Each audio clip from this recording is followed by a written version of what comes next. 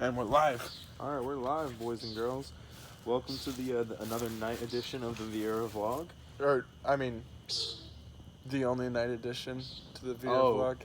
Yes, the only night edition. We made another one, but we're not going to post it. Not for a while or forever. Anyways, as you can see, pardon me. As you can see, we're not in a car. We are in my humble abode, the backyard, with a bonfire, because you can't take bonfires in cars. Anyways, we got a few questions from some subscribers out of the 7 that we have. But Marcus, you want to say anything before we get started? Let's go. All right. So before we get started with the questions, I have to give a shout out. There will be, I repeat, there will be a collaboration with a rapper named Lil Raspy. So expect to see him as a guest star, and expect to hear some of his stories, and you can expect to hear myself, Marcus included, if he's willing, in his album that should be dropping pretty soon here. Even though I can't rap, guys, I'm too white. Yeah, just expect some bars. Oh, I love how I said I'm gonna turn the flash on. The flash never turned on. Rip. Anyways, it gets us more exposure for the fire. Mm-hmm. It looks cooler. Anyways, so question number 1. I'm not gonna say who is it from. You want me to say who it's from? Yeah. All right. So I have question number 1 and number 2. I separated them. Are from Bryson Torbeck. Okay. I was confused there. So question number 1 is what is your best ROTC memory? So Marcus, you go ahead. So I think my best ROTC memory, ROTC has been like such a great experience in my life. It's kind of hard to thinking of it now. It's kind of hard to narrow it down to just one. So I'm actually gonna have two. They're gonna be like shorter, but the first one was my sophomore year. I did dual exhibition with my partner Chris, who is actually in the Navy now, and we made it to states, and I want to say we got 8th in state for dual exhibition. That's dope. And my second greatest would honestly probably be my sophomore year Raider season, just because that's where I met Joe. Oh. And C-Team Strong. C-Team Strong. C-Team for life, baby. My best ROTC, I'm gonna be like Marcus. I'm gonna give 2. I could probably agree with you that sophomore year Raider season. It was my first year in ROTC, and I was gonna go out to do drill as well, but I was like, oh, let me just try everything, because I was like ambitious back then. And so I decided. Your water's underneath you, but right side. I decided to try out for the Raider team, and I honestly didn't think I was gonna make. I'm not athletically inclined at all, but I made C team, which was like brand new for that year. We always usually have A and B team, and that's it. But I made C team, and it was like the first time that I had like actually like felt like I was like there was something bigger than just me in the world, because like there was like a bunch of other people like actually coming together and working as a team. Like I used to play baseball and soccer and all that, and like yeah, we were a team, but like we weren't like a nice bonded team, and like it was just really nice to experience. That was the first time, so like definitely that. And then second greatest memory, I gotta say, Echo Company this year winning organization day. I mean, yeah, I rolled and fractured and sprained my ankle all in one go, and I wasn't there for half of it, but like I just love Echo Company. I mean, like it like the fact that I was in charge, yeah, definitely a plus, but like I had all my bros in there. I had Marcus in my company, and then we ended up winning. Like that shit was crazy. So that was amazing. So yeah, those are my 2 memories. All right, question number 2. What is your best high school memory? Ooh. And considering we're almost done, I mean, I doubt there's gonna be any more memories. Like tests. That's what's coming next. So go ahead. So, my best high school memory. That's rough. Honestly, so I told Joe about this the other day. or actually, no, I told Hannah about this the other day. So it was my freshman year. I don't know why this is my best one. It's just the only like good memory that comes to mind. And I used to sit in senior dining, which, if you don't know, at Viera High School, senior the law. there's a separate dining room for seniors, but I mean, all underclassmen sit in there, so like it's like not like special anymore. But it used to be one senior can bring in one friend, or one underclassman friend. And so my brother, he was still in high school at the time, and so he always brought me in, and so we sat there, and there was one day that this kid, he was walking behind this mentally challenged kid, and he like bumps into him, and he goes, "Bro, what the fuck is wrong with you?" Right?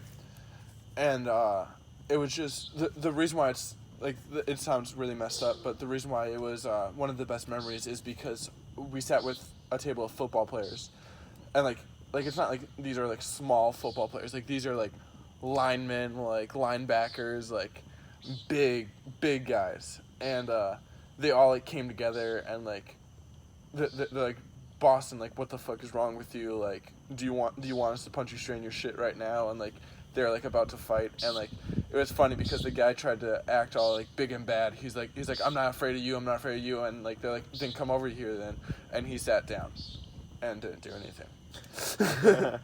I think it was like just because like it shows that they're still good in this world, and it shows that like a group of people like actually come together for like a good cause. Joe? Jesus. I was thinking the entire time that you were talking that I don't know if I have a best high school memory. It's so sad. I don't know, man. I mean, like, I remember, so I mean, like, this probably isn't the best, but, like, I'm just gonna talk about, like, the day I got my car, because, that was pretty big for me, right? So, like I said, like Marcus and I both said in the first video, we're not rich white people, we're poor white people, and I'm a poor Hispanic, but,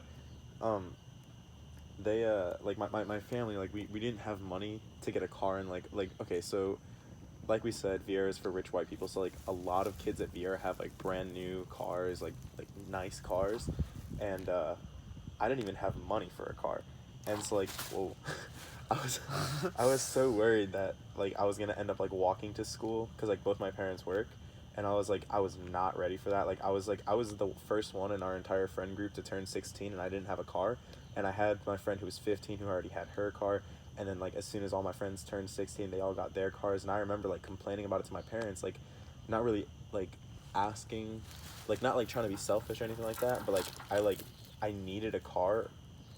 Like, it sounds really selfish. It's selfish. But, like, I, like, needed a car just because, like, I wanted to, like, fit in. I didn't want to be the only 16 or 17-year-old without a car out of my entire friend group. You have a motorcycle. Shut up. But, I remember, like, the day that, like, my parents went to Tampa to go visit some of my family members over there, and, they were going to pick up my cousin, and then they pick up my cousin, and, like, you know, it's, like, 9 or 10 o'clock at night, right? And so, they went in my dad's car. I remember that. It was a Pontiac G6, which ended up being my first car. And I thought that they were going to sell it because my dad went to go buy a Camaro, and he told me he was trading in his car for the Camaro. And so I was like, great, now, like, my one chance of having a car, which would be a hand-me-down, is gone, and I'm going to have to, like, ride my bike, or they're going to have to drop me off at school, and I'll be, like, freaking 18 graduating and still not have a car. And so I go outside to get my my cousin's stuff from the car, and my dad's car is still there, and I'm like, oh, you guys didn't buy it? And all of a sudden I hear a bunch of revving outside, and my dad literally, like, drifts around the corner from the cul-de-sac, and he goes, no, I bought it. And then, like, they're like, yeah, that's your car now. You can go take the driver's test tomorrow. And I remember taking it on the first day of school. I drove my car, the Pontiac G6, to school, and, like, I thought, I like, felt like I was actually, like, fitting in. Like, it was really selfish and, like, you know, privileged, I guess, of me to say, but I mean, like, I was going through a lot that year. But yeah, that was a good time. Alright. This is a weird question, but I also got a requested shout out for this one. What do you think about the current state of the rap game? And this is from Dirty Steve. Who's Dirty Steve? B. Kirch. Oh, B. Kirch. Brandon Kirchel.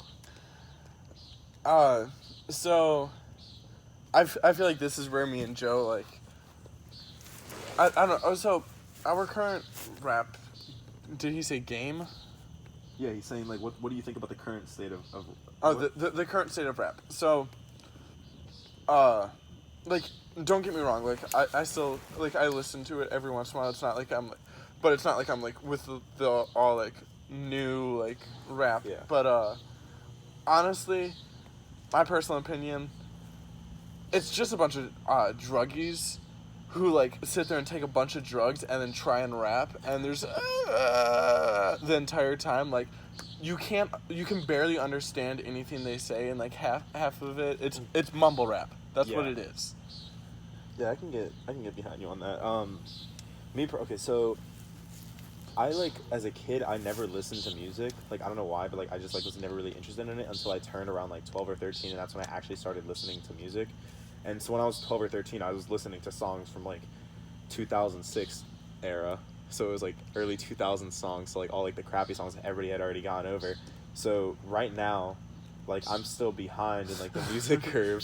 So it's like don't get me wrong, I listen to like new rap songs and stuff like that, but like I never know when they're gonna drop, and I never hear them until like months after everybody else has heard them. So it's like yeah, I like rap and like I listen to it like frequently, like whenever I'm driving around and stuff like that. But I can definitely agree with Mark that it's a lot of mumble rap, but that doesn't change like the fact like how hype it is, and like how I just go hard whenever I'm like listening to it. And I drive like faster and shit. Which one thing that I must say is like the people who like actually introduce us to like these rap songs are our friends. Like it's not like we like go out and we're like, oh, like Yeah. let's hear this person's new song. Like it's our friends who are like, oh, have you heard this? Yeah, I have a playlist on Spotify that I listen to, and it's literally like the same like 20 rap songs, and I can sing all of them, but they're all from like 5 years ago. So it's like when people get in my car, like, oh, what songs you got on your playlist? I'm like, nothing, and then they play it, and they're like, wow, Jay, you listen to old music, and I'm like, yeah. Anyways, this question I think we can both answer in like one sentence. What is faster, a car or our GPAs dropping? So this question came from our friend Gavin. Gavin, if you're watching. So if you don't know, he has 1990 something Miata that is so slow. I don't know if it's just because like he can't speed in it because like his mom like tracks his speed, or if it's his car is actually that slow. But my GPA is dropping pretty fast. Yeah. This, just yes. All right. Next question. Is the dress code at they asked specifically about Viera, but for those viewers that aren't from Viera, which is nobody, but anyways, do you think that school dress codes are sexist, like where guys get more leeway? And I think that this is where it could get kind of ugly, but I mean, let's just try to keep it as PC as possible. Okay, so the thing that I must say, yes, I can see how people sit there and think about like the dress code very sexist. Yes, I understand that. Personally, I don't think that there really needs to be like. I think that like where they sit there and they're like, oh, guys are gonna get distracted by this. Guys are gonna get distracted by this. I think you need to teach your sons better discipline. First of all, also I don't know who's gonna get distracted by a shoulder, but like, in like the way I'm taking that though is they're saying like girls get dress coded more often than guys do, which yes, that's true, but also there's really guys aren't gonna come to school in short shorts with their butt hanging out. Yeah. Guys aren't gonna come to school with like guys aren't gonna come to school in the same things girls come to school in. So yes, girls will get dress coded more frequently than guys, but at the same time, like, I don't think some of the people who get dress coded should get dress coded for the thing. Sorry, I got a phone call. But so what I was saying is I don't think that like some people get dress coded for stupid things. We had a friend a couple weeks ago who got dress coded for a shirt which I personally think that he shouldn't have got dress coded for. Oh, yeah. Yeah. I know some people are gonna complain about it, but all it had was bullets in the shape of an American flag on it, and he got dress coded for it. Which I understand, like with like everything that's going on in the world, like why they thought he should get dress coded, but also I don't think he should have got dress coded for it. Yeah. Go ahead, Um, Joe. yeah, I mean, to answer this simply, like, do I think that that schools like dress code policy is sexist towards females?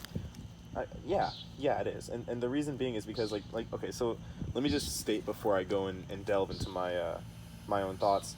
This isn't a topic about sexualizing the female body and like what should be allowed and what shouldn't be allowed. The fact of the matter is that in current society, um, well, in every society, I guess, guys are attracted to boobs and butts, and if you come to school in a low cut shirt and short shorts or like a crop top or whatever, and the school, like their reasoning behind it is, oh, guys are gonna get distracted. They're not wrong in saying that guys are gonna get distracted, um, but I do agree with Marcus. Like everybody needs to discipline their children more. I miss the days like I used to get beat as a child, not like beat, but like they would hit me. Nobody else got hit as a kid, besides like maybe like two or three of my friends. Like everybody else, they're like they got like the finger wag and then no, don't do that. No, you guys need to hit your kids. But, anyways, I divulge. Right, I digress. But, yeah, I think it's a little bit sexist, especially because like you're fighting biology, right? You're telling them to cover up something and then like make it seem as such like a bad thing that they're not supposed to be showing it, but it's not like they can help it sometimes, you know. But I can see why people would see that as sexist. Um, moving along to the next question, is ROTC and other programs biased? Oh, so in the place that we live in, this town is ran by money. I'm not gonna say names or anything like that, but Yeah, there's too people many to who say anyways.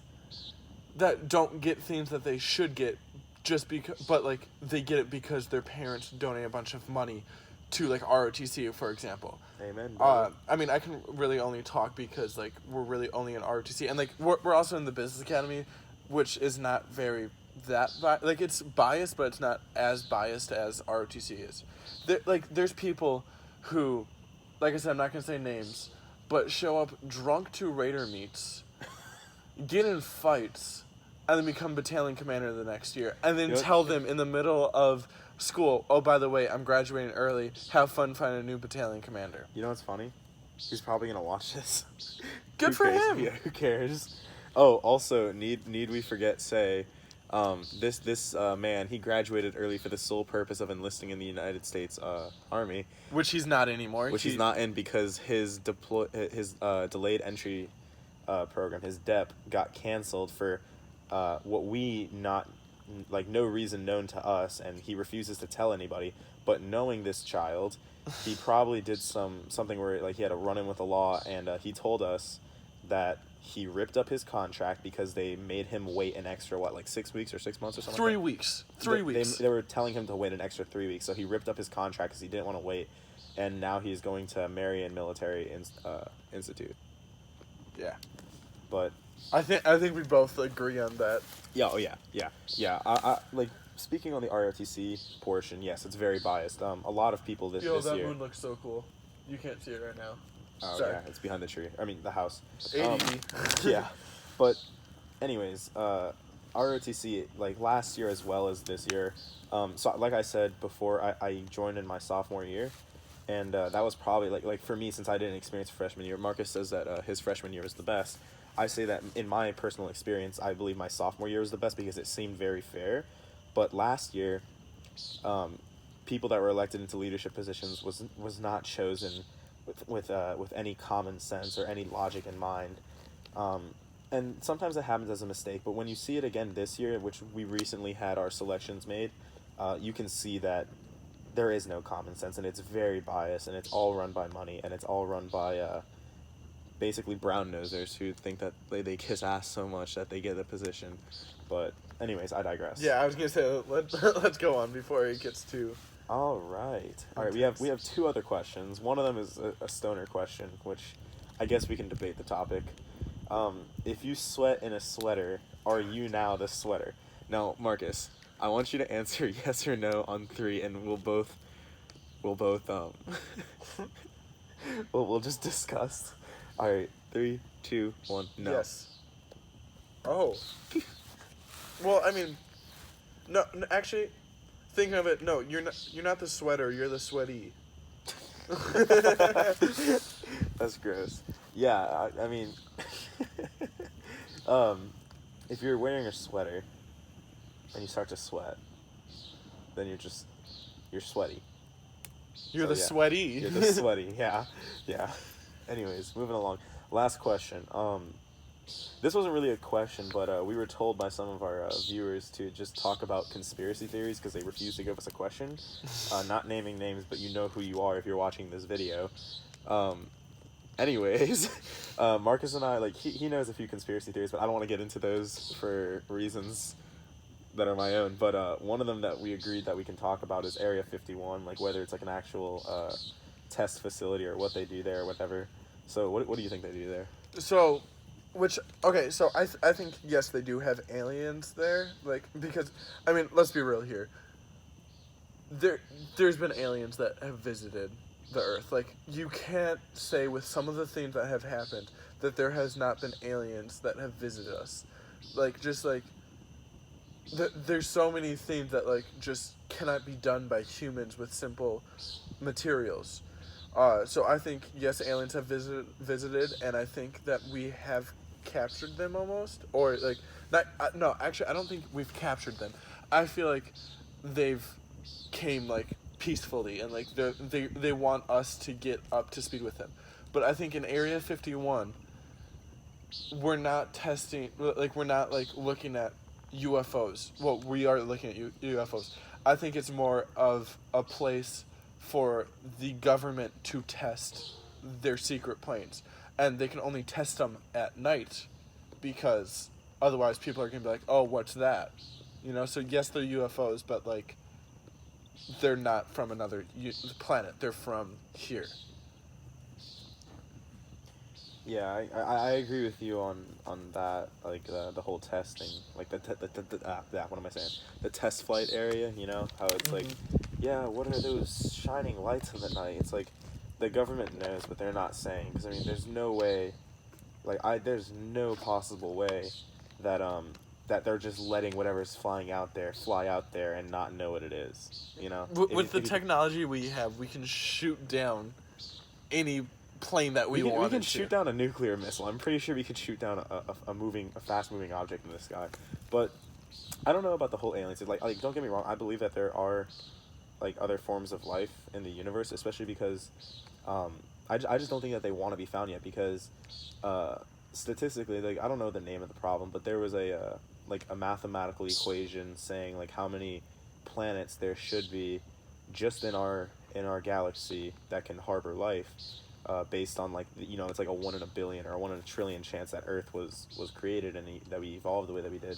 But like there was like some equation, and they said that there was like 20,000 or 20 million or something like that planets in this galaxy that should harbor life, and we're constantly shooting radio waves in every single direction, and we've never received like a response that like shows like intelligent life. Or that, you know, why would the government tell us? Like, I feel like the government keeps a lot from us because they just don't want like anarchy to happen. Yeah, but if you also think about it, there's so many other non-government run agencies that are doing this, like that they have no affiliation with the government, and if they're getting paid to be silent, you got to know that there's got to be one guy out there that's on his deathbed that's like, hey son, like there's actually shit out there, and then he just croaks. Like, you got to know that. Yes, but also, okay, but then you think about that, right? So if you don't know, in the U.S., so we have nuclear submarines, right, and nuclear ships. There is one place. Well, so first of all, a nuclear submarine or a nuclear ship can go for years without being refueled, and when I mean years, like I mean like years. But there's one place that they get refueled. No one knows where it is except for 4 people. So you're telling me those 4 people were told, hey, don't say anything, right? With what you're saying is on their deathbed, like, because there's been people who know for a couple of years, people who've died who've known, you think that they're like, hey son, this is where it is, and then they die. And you don't think it's gotten out yet?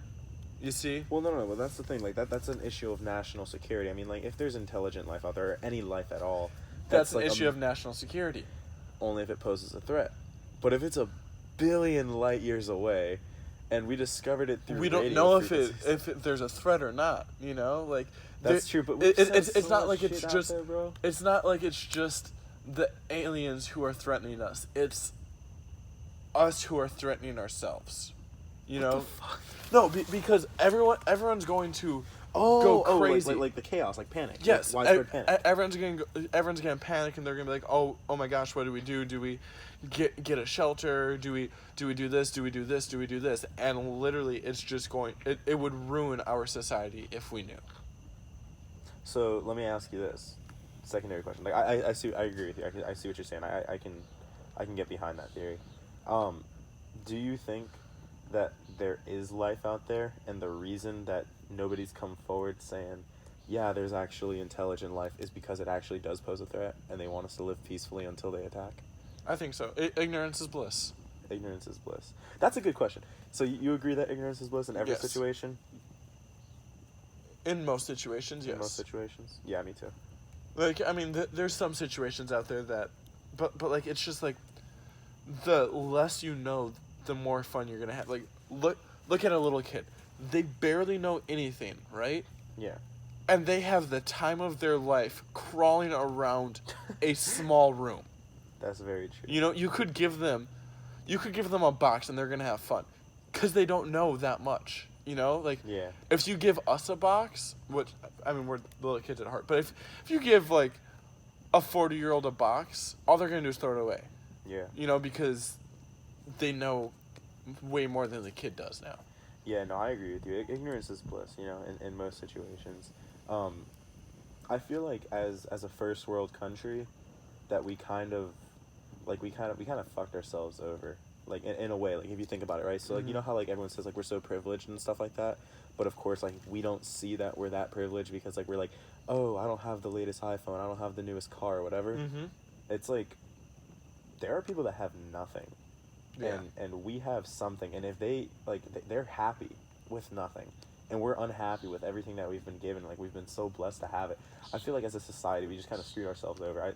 I mean, I'm not saying we need to go back to the Stone Age and stuff like that and go back to eating rocks and sticks, but I'm just saying, like, I definitely agree with you 100% that in most situations, ignorance is bliss.